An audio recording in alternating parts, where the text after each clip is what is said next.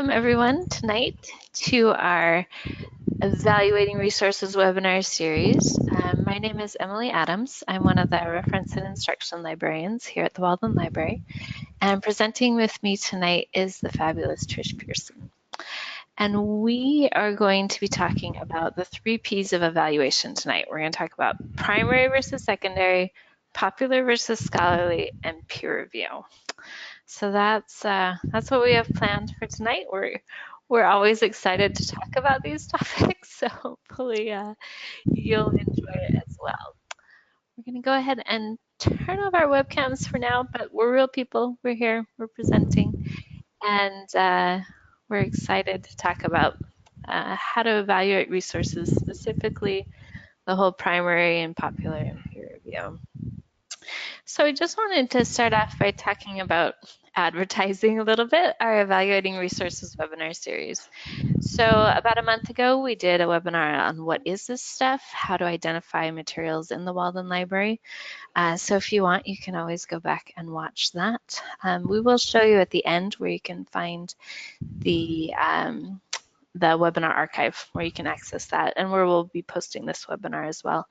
Coming up in a month, we have a webinar on right resource, right time, how to evaluate library materials, and that one's really going to get into what to look for in the resources that you find and how to figure out what you should be using for your discussion posts, what would be better for a literature review, what's more appropriate for background resources. So that's what that one's going to cover, and that's coming up in July.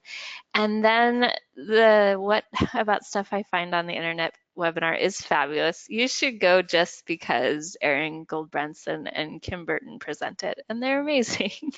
That's coming up in August, and they're going to go over internet stuff, so what you find online outside of the library. So if you're interested in any of these, please do feel free to register. They should be fabulous. So tonight, what we're going over is our goal is really to go over just the nitty-gritty of the different types of sources you may encounter during your studies. We're going to talk about primary versus secondary, because there will be times when you're asked to find primary sources, and we'll go over how you can identify those. We'll go over how to identify popular and scholarly sources. That's really important when your professors ask you to find a scholarly source. To really understand, well, how is that different than a popular source, or what exactly are they looking for? So we'll talk about that, and then we'll talk about peer review. We all love peer review. Almost all of your assignments, well, a lot of assignments require peer-reviewed articles, so we're going to go over what it is and then how you can find them. So hopefully this will be helpful and will really give you a good understanding of these different sources. So let's start off with primary versus secondary. So a primary source is where the person writing about the thing actually did or witnessed the thing. Examples include research articles, first-hand accounts, books with original theories.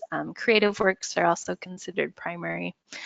So kind of as an example, let's say I presented a fabulous webinar, and at the end of the webinar, I surveyed all the participants, I analyzed their results, and then I published a research article about what I did and what I found. That would be a primary source. So secondary, let's contrast that with secondary sources. So a secondary source is where the author reviews or reviewed things that others wrote about. So for example, systematic reviews, literature reviews, or literary criticism, they're all looking at things other people wrote and then writing about them, but they don't actually go out and do physical research. They don't go out and talk to people, or going back to my example of my webinar research article that I published. Let's say someone else was like, hey, I want to know what the best practices are for presenting a webinar. And they go and they look at 50 research articles that have been 50 primary sources that have been written on people who have presented webinars and done research on them, and then they compile what they found. That would be a secondary source because they didn't actually present a webinar. They just looked at other people who had presented webinars and then wrote about it. So hopefully that kind of clarifies that difference, because I know that can be a little tricky sometimes. So let me talk more about this. Oftentimes in your courses, well, sometimes your professor will say, hey, you need to find a primary source. And I want to clarify that just because sometimes you're required to find a primary source, it doesn't mean that primary sources are necessarily better than secondary, or secondary are better than primary. For example, in the health sciences, secondary sources are often more highly valued because evidence that came from 100 different research studies is a lot stronger than evidence from one research study. So there are advantages there are advantages to both. There are different types of sources, but it's not that you should never ever use a secondary source, because that's just not true. There's definitely value from both of these types. And primary sources may contain secondary information. In fact, most of them will. Most research studies, which are primary sources, contain a literature review where they look at the other research that has been done in the area and they do a short synopsis of it, or a short literature review.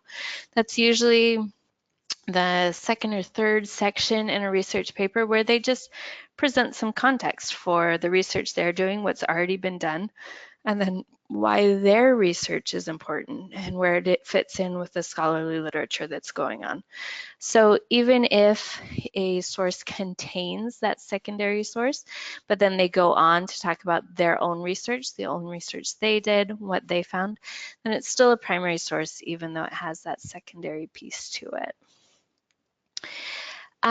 Primary versus secondary applies to all kinds of publication types. It's not just journal articles or books. As I mentioned on the previous slide, literary works are considered primary sources. So it's not just journal articles, it's pretty much everything. And just because we get this question a lot in the library, primary and secondary has absolutely nothing to do with peer review. Both primary sources and both primary and secondary sources can be peer reviewed. Peer review is a totally separate thing. It has nothing to do with this. And this, I don't know if sad is the right word, but one of the struggles that students have with finding primary sources is there is no database limiter. As Trish is going to show later on, there's a lovely little limiter in most of our databases where you can limit your results to peer review. There is no primary or secondary source limiter in the databases.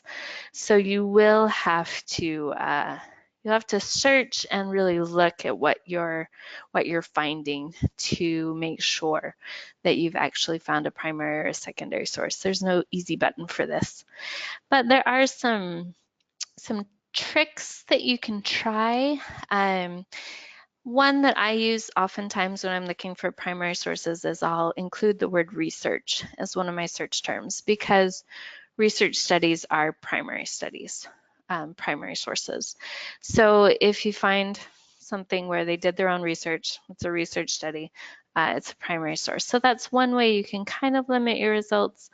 And if you are looking for secondary sources, my favorite search term is just literature review. Literature reviews where the entire article is a literature review, those are always secondary.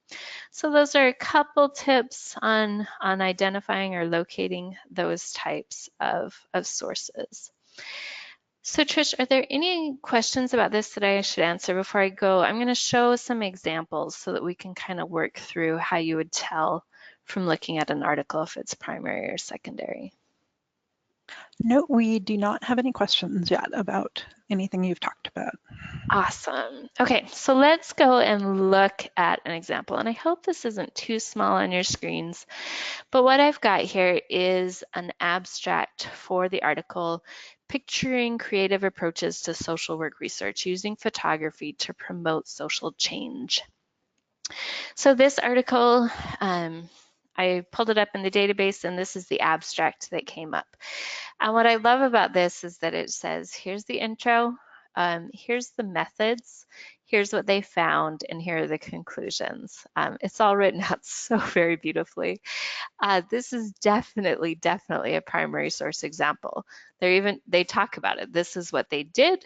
They were given a single-use camera. They did whatever it is they wanted to do. This is what we found. This is our conclusion. So this author went out, did this study, published the results. It's a primary source. Let's compare that with this next slide. The Tools of Social Change, a critique of technocentric development and activism. One of the first signs that this is probably a secondary source is that it's a critique. So you come down here and you don't see, it's not nicely divided where it says, here's our methods, here's our finding, here's our conclusion. Basically, it says, this article aims to integrate literatures in order to critically review differences and some similarities. All of these are telling me this is definitely a secondary source. They didn't go out and I'm not even entirely sure what this article is about, but they didn't go out and do research. They looked at the literature. So they read it and they're coming up with conclusions based on everything else that other people have written. And there's definitely value in that because they found, they had findings, they discovered things, but they didn't actually go out and do field work, or they weren't out there interviewing people. They were just looking at the literature of what other people had done. So that is definitely a secondary source, and those are some things you can look for. Critique, review, where it just talks about the literature but doesn't actually talk about, hey, this is what we went and we did this. So that's a secondary source example. So now that I've gone over that, I always feel like it's helpful to try it yourself. So let's try this. Here's this abstract, re-envisioning research as social change for students' collaborative journey. And here's the abstract. It says, this article describes 4 doctoral students' process of coming together to support each other's work. What emerged was a powerful space of learning and a framework on research for social change. The authors hosted a 2-hour reflection session, which was recorded and transcribed. Text of that session appears in this article, along with discussion of key principles of the social change framework, the ways the students came to take ownership over their works and to collaborate, and guidance for other researchers working against the isolation and competition that is too common in the academy. So what do you guys think? Is that a primary source or is that a secondary? And I'm actually going to go ahead and launch a poll so you guys can tell me what you think. So I'm going to launch that, and you can go ahead and click on if you think that's a primary source or if you think that's a secondary source. So I'm just going to give you a few minutes. I know you can't still see the abstract, but it talked about them hosting a 2-hour reflection session, and then they looked at the social change framework, how students came to take ownership of their work, and then guidance for other researchers. So I'm just going to give you a couple more seconds so you can vote. Awesome. I'm going to go ahead and close that. It looks like most people have voted. And I'm going to share the results. Okay, awesome. So the majority of you thought this was a primary source. Exactly. The authors hosted 2-hour reflection sessions. They went out, they did something, and then they analyzed the results. They looked at how students came to take ownership of their work, and then they had conclusions, they had guidance for other researchers who are also working in this, in the isolation and competition that is too common in the academy. So very good. That's a primary source. They went out, they did something. They didn't just look at the literature and find stuff that had already, look at research that had already been done. So well done. Okay, so with that, I'm going to turn it over to Trish to talk about our other two P's for tonight.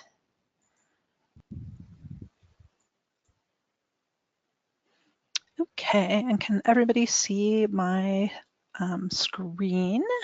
I can see it, so hopefully everyone Okay, wonderful. I always like to make sure before I go off on the tangent here. Okay, so I am going to be talking about popular versus scholarly, and then after that we're going to be discussing peer-reviewed. So woohoo! All right, so with popular versus scholarly, generally when you see those terms, a lot of people will give you sort of this brief definition of popular sources are written for a general audience and scholarly sources are written for like an academic audience. And some examples of things that are popular sources are magazines and newspapers. So if you think about that, those would be things that you could just pick up at any sort of a retail store, you know, like you're in Target or the grocery store or a bookstore, whatever. There's magazines and newspapers there. You can grab the New York Times or you can grab, you know, People magazine or whatever. So those are going to be things just written for just general, ordinary, everyday people. They're not expecting you to have like some great background in a subject area. It's going to be general information. Scholarly sources then are going to be things that are set up for people who are typically in some sort of a discipline, and so they're going to assume that you've got some kind of a background and some sort of knowledge of that area. So if you're looking at academic journals and academic books, those are going to be written, you know, indeed for that scholarly audience. So they're not going to make things so simple that, you know, like your 7th grade person is going to pick that up and say, oh, yes, I'm going to read this academic journal and totally understand. All right. And so scholarly sources are not necessarily peer-reviewed. Scholarly sources is kind of like the big giant overall category that a lot of things fall into. And we are going to be talking more about what exactly peer review is in just a bit. So that always is a little bit confusing, that scholarly like is scholarly and peer reviewed. So scholarly sources does not equal peer reviewed. Just keep that in your head for now. And we'll get into some of the reasons why in just a bit. All right. So often when you get these definitions and people look at things that are popular or scholarly, you can kind of guess a lot of times, and people are usually, you know, pretty right on with that. Often you don't really know why though, you know, you're just sort of wildly guessing, but usually pretty close. So what we're going to do is we're just going to take a look at a couple different examples. I'm going to have you try to think about not only do you think it's popular or scholarly, but why are you thinking that it might be popular or scholarly? And then we're going to talk about some of the different things that you can look for when you're trying to gauge, you know, is this popular or scholarly? All right. Okay, so this, hopefully you can see, it's kind of small. But we're going to decide, is this popular or scholarly? And also, as you're looking at that and trying to decide, think about some of the different things that you're using as reasons, you know? So if you're saying, oh, this is popular, you know, why do you think it's popular? Or if you think it's scholarly, why are you thinking it's scholarly? So I'll just give you just a couple minutes here to look. Well, probably not a minute, but just a little bit. We'll just do this pretty quickly.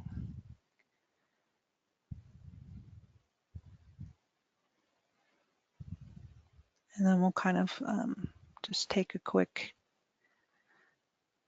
look at some of the different things that you look at for these different categories.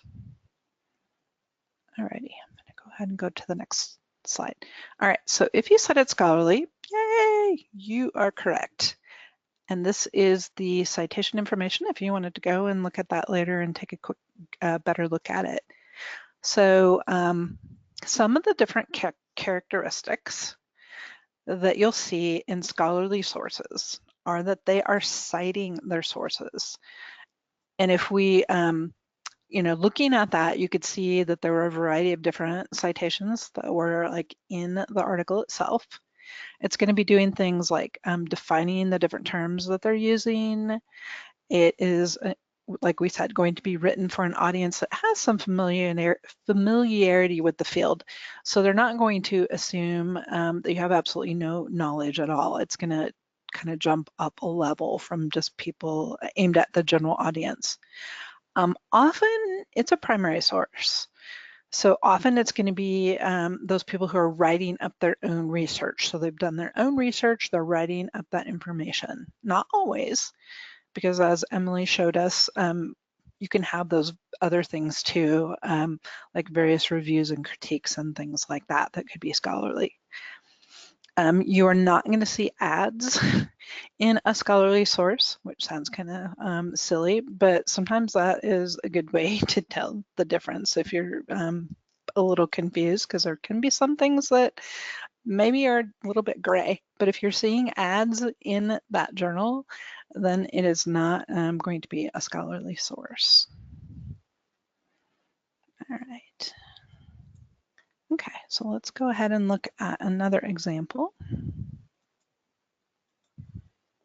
Okay, so with this example, do you think this one is popular or scholarly? And as you're looking at this, think about the reasons why, again, that you might be thinking it's either popular or scholarly. And I'll give you guys a few seconds here to look.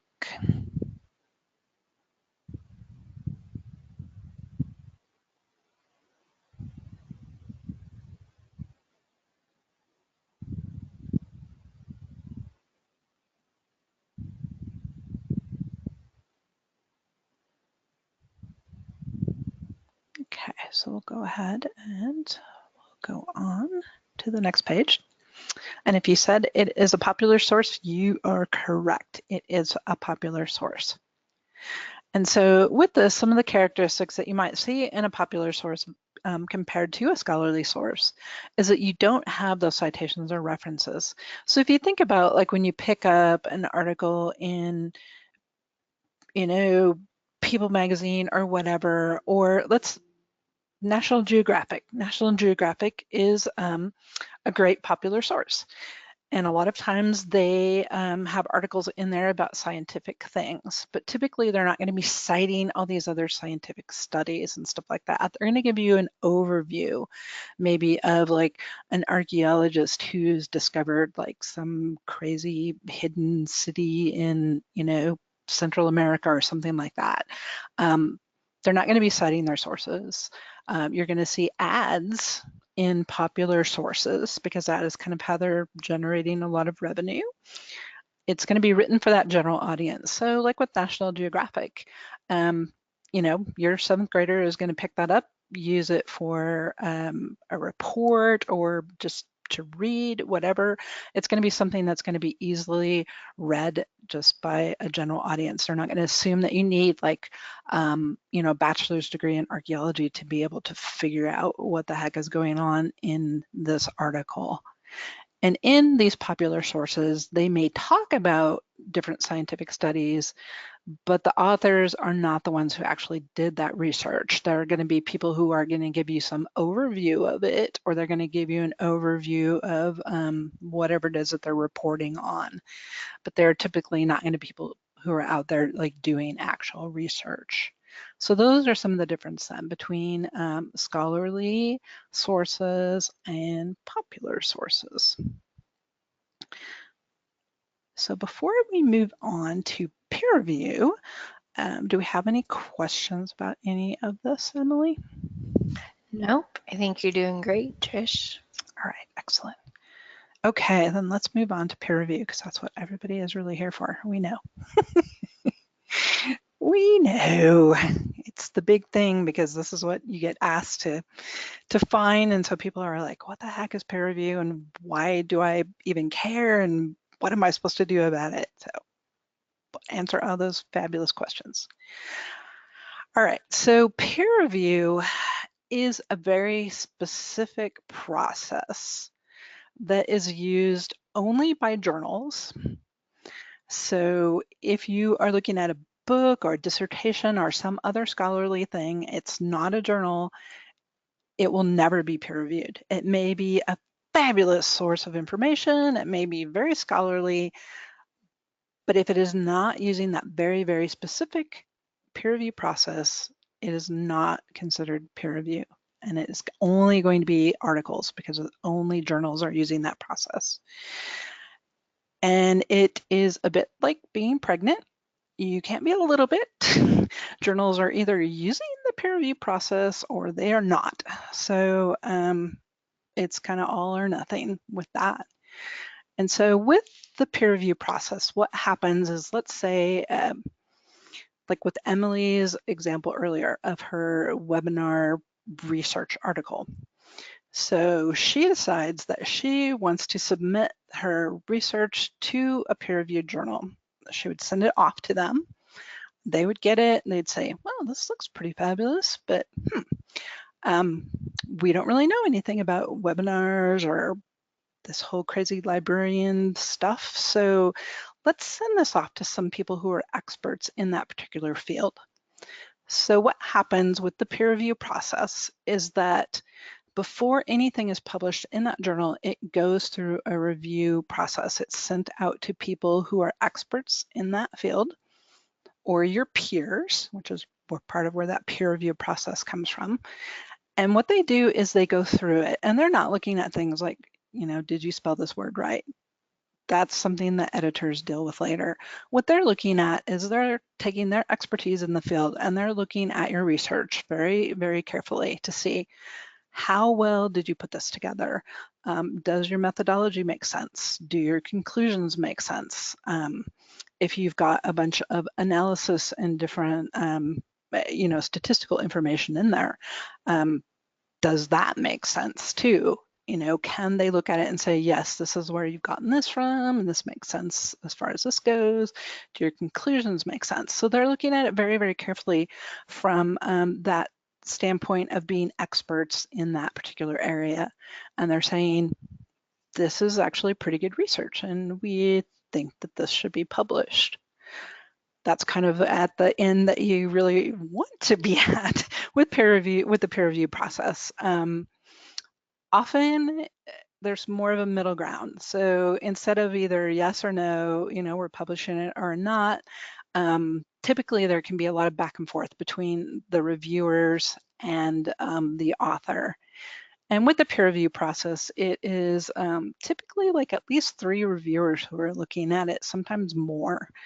So if you've ever worked with a committee, there's always somebody who's like maybe not totally agreeing with somebody else. And so often they'll come back to the author and they'll have questions about like, well, we're not quite understanding what you're talking about here in this methodology section, or some of these results, we're not understanding where you're pulling this information and we don't see how this conclusion is coming out, or whatever it is. So they're using their expertise to sort of critically examine like how your research is done.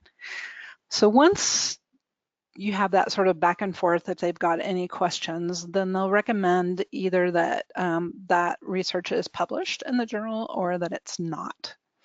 And if they say, yes, we think it should be published, after all this sort of back and forth, which is very, very typical, then yay, your article, or Emily's, gets to be published in a peer-reviewed journal.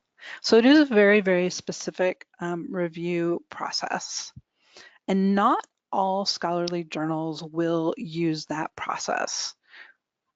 There are quite a few that do, but there are also quite a few that don't. So as I said earlier, scholarly is kind of the big category. So scholarly can be things like books and dissertations that we know are not ever peer reviewed. It can also be other journals that choose, hey, you know, we don't want to do that peer review process because that is a lot of work. It really is a lot of work.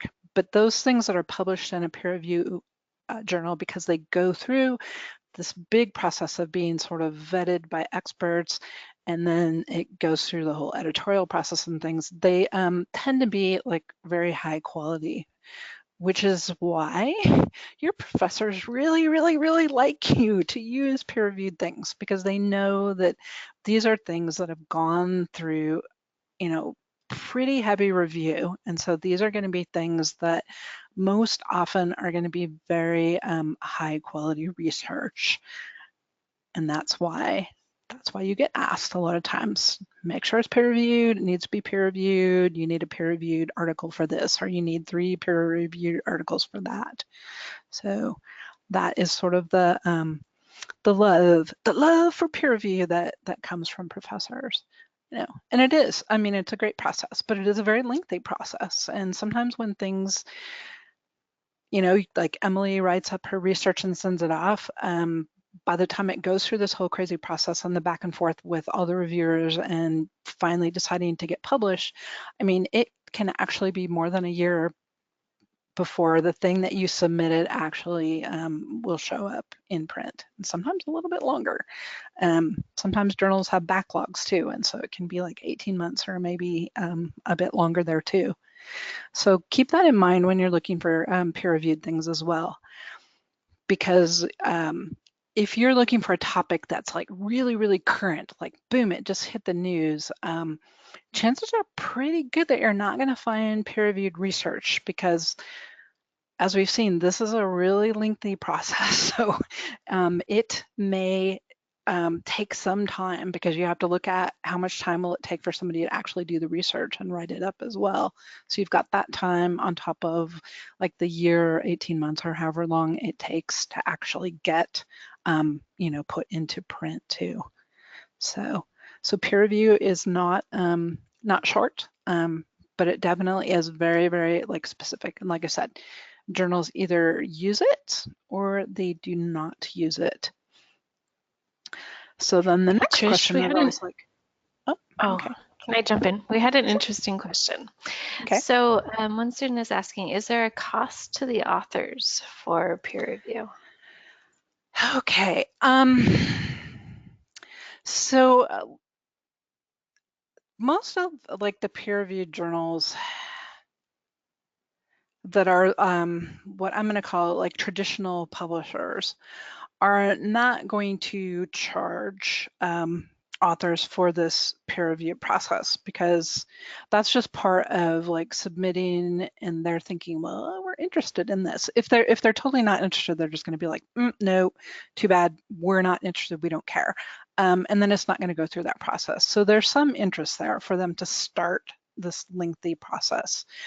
The only time that you may end up having a charge to the author, and it's not really for the peer review process per se, but some of the open source publishers, because they are not like commercial publishers, so they don't, they're not charging these really hefty, really giant fees for subscriptions that they charge to libraries.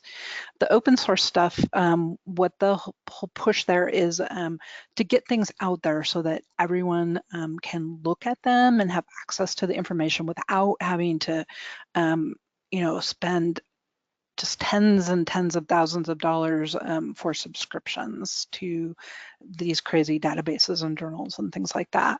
So there you may, as an author, end up paying a fee to publish with those open source journals. It gets kind of tricky because there are some open source journals out there that may not be quite ethical. So you have to really watch for that. there are different ways that you can get into analyzing those. It's kind of outside the scope of this. We could have an entire webinar on academic publishing and open source and all that kind of good, crazy stuff that librarians love. But so typically with like the big commercial publishers, the answer would be no, you're not going to get charged. It's not like if you want it to be peer reviewed, you have to pay. Like you'd pay some sort of editorial fee to have somebody like edit your dissertation or something like that. Awesome. Thanks for touching on that, Trish. Okay. All right, so let's go on. All right, so let's look at how you can limit your search to peer-reviewed articles. Most of the library databases have like a little limiter that you can check. There are some databases that only have peer-reviewed journals, and those typically you're not going to actually see like the little checkbox that I'm going to show you. So it's going to be something that's going to be like peer-reviewed or maybe scholarly peer-reviewed, and we're going to take a quick look at one of the nursing databases. Let's jump in there real fast.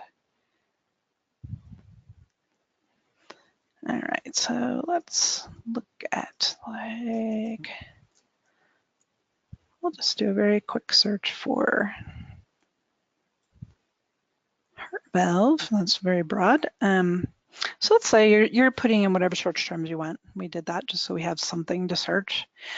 If you scroll down a bit, and this is one of the ABSCO company databases, you are going to see further down the page a little section down here, peer-reviewed scholarly journals. So what you're really looking for is something that is saying peer-reviewed. And below that, you will see a little box. And if you click in that box, you'll put a check mark in there. And so we've told the database, we only want to see things that are peer-reviewed scholarly journals.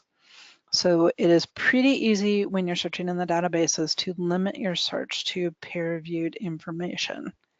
So if we go back up to where we have heart valve and we click on search, we'll do a search, and anything that we see in these results is going to be peer-reviewed. So if you're asked to find a peer-reviewed article on your topic, you would just break your topic up and put in your keywords in the search boxes, and you would make sure that you check that peer-reviewed box, and your search will have just peer-reviewed information.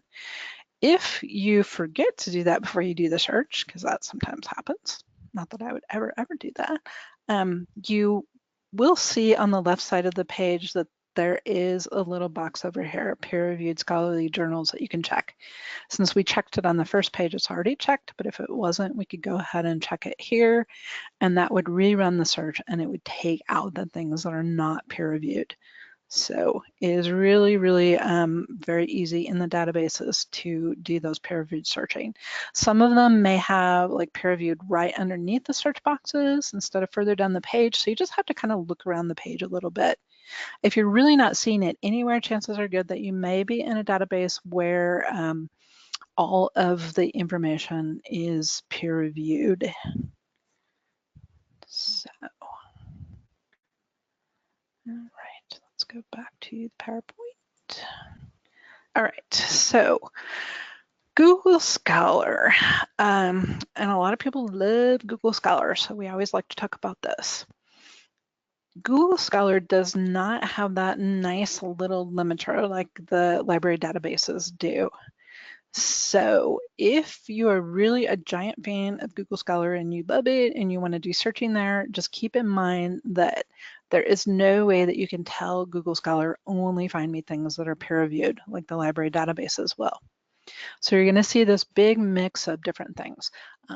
Peer-reviewed things are not peer-reviewed. They may still be scholarly, but not peer-reviewed. So if you really, really want to use Google Scholar, and there are times when that is something that you might want to do, what you need to do is if you're asked to find a peer-reviewed article, you have to verify if the article that you found in Google Scholar is peer-reviewed. And there is a way that you can do that using a handy little tool that's called Ulrich's Periodicals Directory. And I will show you how you find that in the library, and I will show you how that works. So the easiest way to get there is if you are on the library homepage At the top of that page, you'll see some tabs that start about the middle of the page. And the very first one is called Start Your Research. So if we click on Start Your Research, you will see on the left side of the page a box that says Search by Database. And if you look down a little bit, there is a link for Ulrich's Verified Peer Review. We're going to click on that to get into Ulrich's. All right, and this is our little search that we can start here. So what you would do is you would go ahead and you would enter a journal title here. So let's say, let's actually do a really quick search in Google Scholar. We'll just do heart valve again. Heart valve disease, how about that? Okay. So here what we would do is we see like this giant list of things and we're just not really sure at all, you know, what is peer reviewed and what's not and what's going on here. It's like, holy cow. So what we can do is we can just pick one of these, and as we talked about earlier, with peer review, it's a process that the journal uses. So even though we call articles peer-reviewed articles, they're really, the peer review process is happening at the journal level. So to verify peer review, what you need to do is you need to see, does that journal use that process? And if the journal uses that process, because we know that it's all or nothing, that the journal is using that for everything in that journal, that any articles published in that journal are going to be peer reviewed. So let's see if we can find a good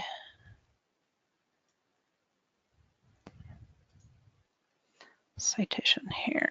Okay, so this one is actually from the Journal of the American College of Cardiology. So we're gonna just steal that. And we're gonna go back to our Ulrich's box that we got to from clicking on the verify peer review, and we're just going to put in the name of this journal. So if we check this journal and we find out that it is using that peer review process, then we'll know that articles that are published in this particular journal are indeed considered peer reviewed. And what we're looking for is, and it shows you this nice little picture down below, is there is this black and white stripy referee shirt icon. And if we see that, we'll know that the journal is peer reviewed. Another name for peer reviewed is refereed. And so I think Ultra's is actually a little bit cutesy with the referee shirt, but that's where they're coming from with that. So refereed, referee shirt. So we'll do the search and we'll see what we get for results. Okay. All right, so we see American College of Cardiology. Is that the name of our thing? Oops. Too many boxes here. Yep, American College. Okay, good. Oops, there we go. Okay, so American College of Cardiology, and we'll see they have journal after. That was kind of throwing me off a bit. And we'll see that it's got the little stripy shirt there. So yay, we know that that is indeed a journal that's using the peer review process. So we know that if we found that article, that it is considered a peer-reviewed article. A lot of people get thrown off because you see that there's like 1, 2, 3 listings for this American College of Cardiology. People are thinking, what? Why are there so many of these? If you look all the way to the right, you're going to see that there are different versions of this: online, microform, and print. And because these have different ISSN numbers, they actually have to list them separately. So they're all really the same journal they just have multiple listings, and you'll often see that in Ulrich's. So if you do see multiple things there that have that same name, don't panic. It's print, online, microfilm, whatever format there is all that is. So as long as you're seeing the stripy referee shirt, that means refereed or peer reviewed, then you're good to go. And you know that that journal is using that process, so your article is going to be peer reviewed. There are a couple things that you might see in a peer-reviewed journal that are not going to be peer-reviewed, but it's going to be things like letters to the editor or maybe an editorial, and those are going to be really brief, and you can look at them and quite easily know that they're not any kind of research or any kind of analysis of other people's research. It's just going to be a really brief little thing. And they don't want to send like a letter to the editor through that whole crazy peer review process. So those things are not, but everything else that's like a real article published in that journal, as long as it's using the peer review process, is going to be considered peer reviewed. So do we have any questions about that? Because that can get a little bit confusing sometimes. I think you did a great job going over that, Trish. I don't see any questions. All right then. Okay, well, hopefully everyone is paying attention, because now we love quizzes. We're going to test your skills on this. So here is a citation for an article that was found in Google Scholar. And you don't have to go to Google Scholar to look at this. We have all the information right here on this slide. What we want you to do is use that verified peer review page. So if you don't remember how to get there, if you're on the library website. And I'll go ahead and share the link in chat just to make it easier for people. So that's the page with the search box. So if you're on this homepage, you want to click on Start Your Research. And then you will see in the Search by Database box on the left, which is Verified Peer Review. And Emily, I think, was sharing the link to get to this page. So, okay. So what we're going to do then is we are going to let you use this information and see if you can tell us, is this peer reviewed?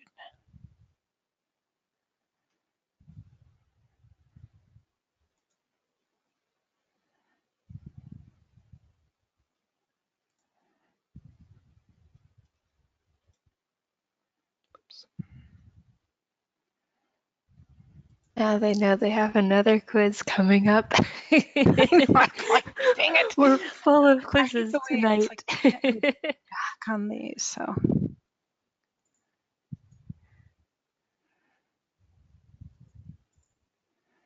Can you go back in here if I click, or is it going to just keep going? I think if you right click, you could say previous. All right. Thank you. Anytime. So I was going to do.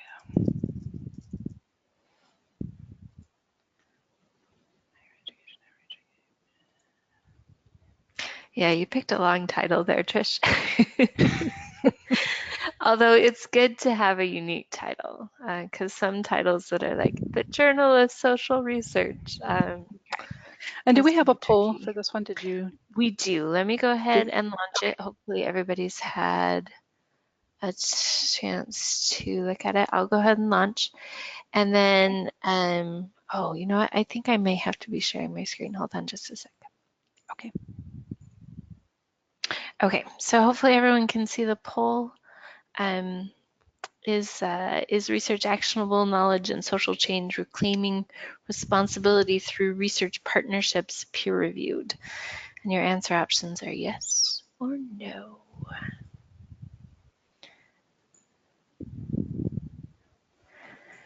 And I know that's a lot to get into, Ulrich, so we'll give you a minute to get there.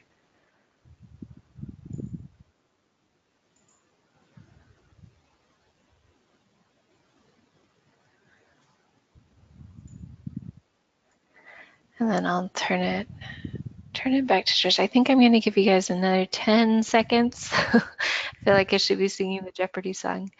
And then I'll turn it back to Trish and she can demonstrate the correct answer. Although I think I'm going to give you, sorry, I am going to give you a little longer because I know it takes a little bit to get into Ulrich and to search. I want everyone to have the Yeah, chance. yeah, especially if you've not been in there before and you're trying to figure out what's going on. Yeah, it's a little, it's another database. It's another thing to learn.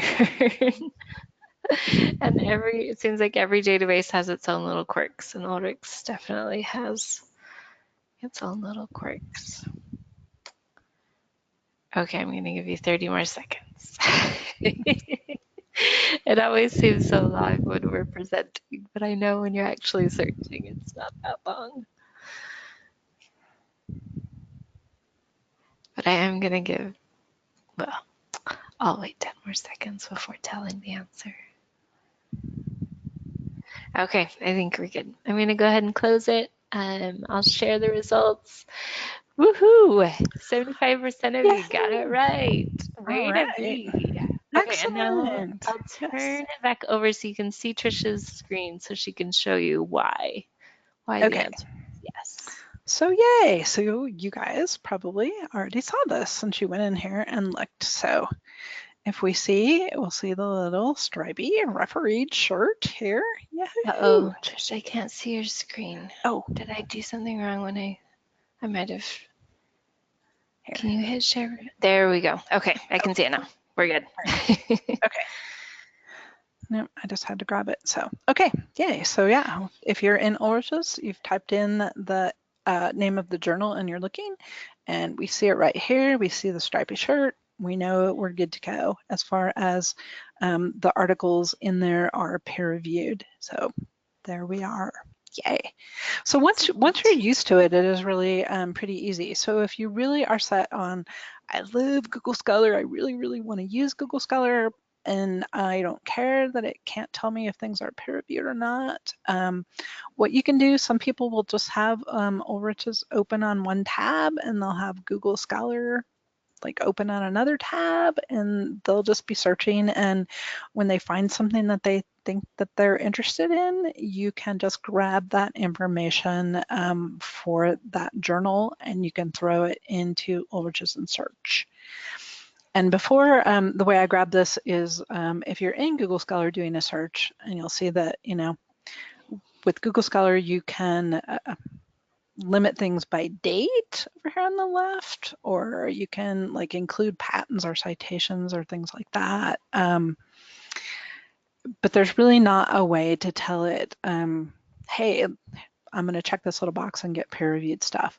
But if you do want to grab the citation and you're looking at this kind of jumbly information here, underneath the title and then like the little bit of paragraph stuff, you'll see there's a variety of icons, and there's a little icon that has like a quote mark.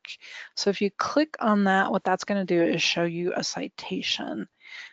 Wow, this is a very large citation, but you'll see that it is in a variety of different formats. So like MLA, APA, Chicago, and various like styles. So here at Walden it's all APA, but as you go out into the world, there may be places where you're using other citation formats. So this gives you some different options there. And then what you do is you would just grab the name of the journal. That particular thing was actually a report, so I don't know that it had an actual journal name, but anyway, that's where you would be able to grab that information. So you just want to pull out the journal name and you want to throw that journal name into Ulrich's to double check it. Okay. So I think, do we have any more questions about Google Scholar or using Ulrich's or peer-reviewed limiting in the databases or any of the other peer-reviewed stuff that we've talked about? Not really. We did have one question about is Ulrich's a website or is it part of the library? And I just responded privately, but maybe it'd be good to clarify that Yeah, Ulrich's is a database that we well, subscribe actually, it's to. not a database. It is a Well, search tool. cool. Let's be picky. We are librarians. Yes. We like to be very specific. Yeah, it's what it is, what it says. It's Ulrich's periodicals directory. So what it is it's a big giant directory of periodicals, which is another name for journals. So you'll see that this is a great way to tell if something is peer-reviewed or not, but there's a lot of other information about the journal as well. So if you're not seeing like the little stripy shirt, then you'll know that like Journal of European Higher Education area is not peer-reviewed. But you could get more information about it by just kind of following this line. It's almost like a little spreadsheet across. So you'd see that that particular thing is published in Germany, that it is an active journal. So that means it is currently publishing. We're only seeing one line here, so it's only a print journal, so it's not something that's available online. That's pretty uncommon, but those are out there still. So there's a variety of information you can get there. Like the journal that we looked at, that Journal of Higher Education Outreach and Engagement. Actually, if we look at its status, we'll see that it ceased printing. So if you're like, why do I even care? If you're looking for a really current version of that particular journal, if you see that it ceased printing, that means you're only going to find stuff that was published up to that point that it stopped. And if you click on the title of the journal, you will actually see more information about that particular journal. So you can see that it was coming out of the University of Georgia, that it ceased publication. The last year that it published was 2010. So if you're looking for something from 2018 and you can't find anything and you're like, why is this? You could go to Ulrich's and you could see, oh, look, they stopped publishing in 2010. So I'm never going to find anything that's more current than that last thing, you know. And there's a bunch of other stuff down here that you can look at if you ever got interested about any of that. So yeah, if you just want to find out information about a particular journal other than the fact that if it's peer-reviewed or not, then Ulrich is a great place to go. But it is something that we do subscribe to here in the library, so it's not just out there online for free, unfortunately. So we pay for it for you though. So as long as you're a student here, you can get access to it and you don't have to worry about the cost. Thanks for clarifying that. Okay, I think, are we ready for our final quiz, do you think? Yes, I think we are. Okay, let me, Do you want to grab the? yeah, let me grab control and figure out. Okay, here we go. I'm gonna change presenter back to me. Show my screen. Okay, so as you could tell, we really like polls. We just want to check that some of the major things we've covered clicked with you guys. So my first poll question, this is a true or false. Everything in Google Scholar is peer reviewed. I'm going to go ahead and launch that. You should be able to see the poll. So go ahead, I'll give you a few seconds, probably half a minute. Tell me true or false. Everything in Google is peer reviewed.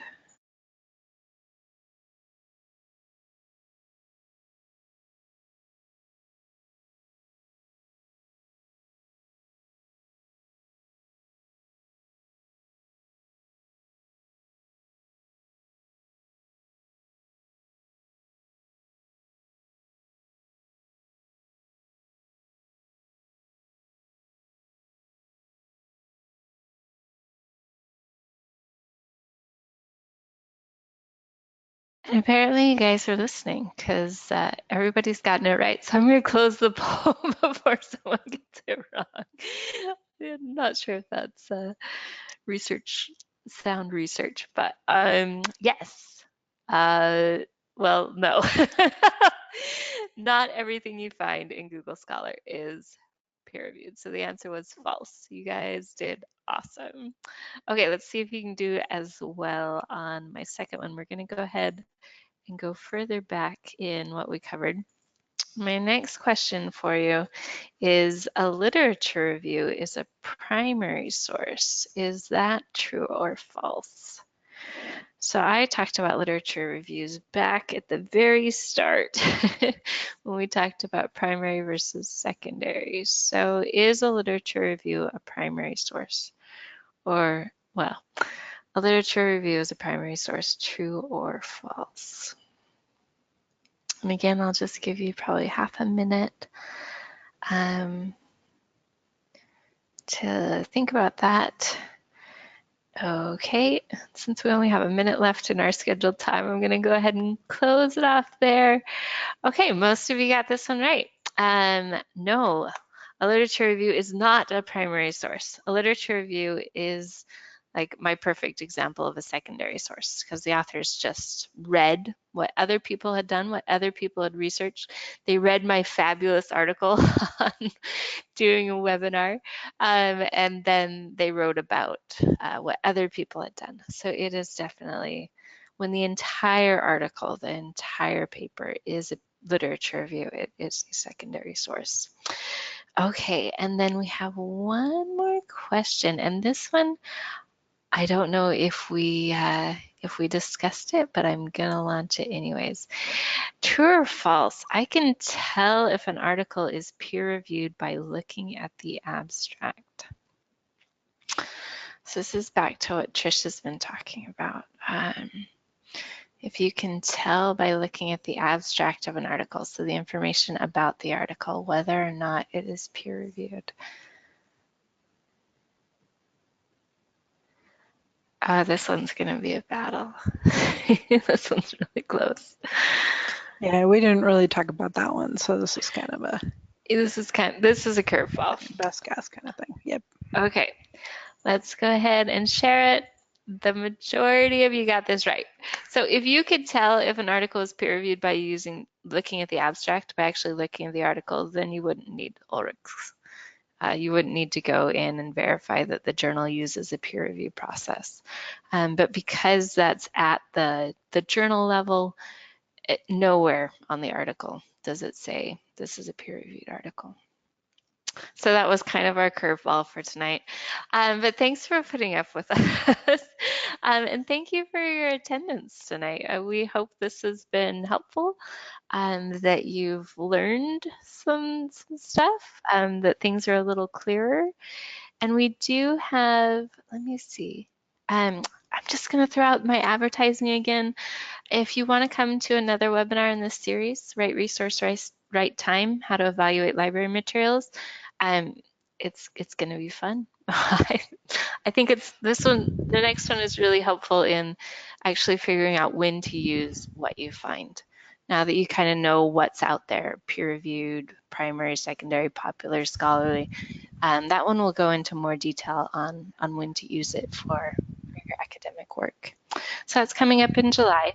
And let me just, since I am sharing my screen, I'm going to go to the library homepage and just show where you can register for webinars and also where you can see the recordings. So if you go to the homepage, you'll see this library skills button, box, light bulb thing. If you click on it, up in the middle, it'll say webinars. So you can look at upcoming webinars. That's where you can register for the next one. And we will be posting the recording of this one on the recorded webinars. You'll also be getting an email tomorrow or within the next 24 hours with a link to the recording. And I think we also have a follow-up poll. We just love polls. So if you do have feedback that you would like to share with us, when you exit the meeting or when I close it out, you will see a link to share feedback because we are always trying to improve and make these better. So any final words, Trish? I'm not sure if you were actually sharing your screen because some people Oh are like, no! because I'm still seeing the polls and Oh the no! things. Did I forget to? I'm sorry. I forgot to hit hide. Okay, now can you see my screen, Trish? Oh Yes. goodness. Oh, I'm so sorry. Okay, let me go back. So on the library homepage, you'll see the library skills button over here on the right. It says tutorials, webinars, guides, and more. When you click on that in the center, you'll see the webinars box. So you can register for the upcoming webinars, and also we'll be posting the recording here on the recorded webinars. Oh, so embarrassed I forgot to switch that. Okay, and I think that's all. Let me just, oh, the Evaluating Resources Guide.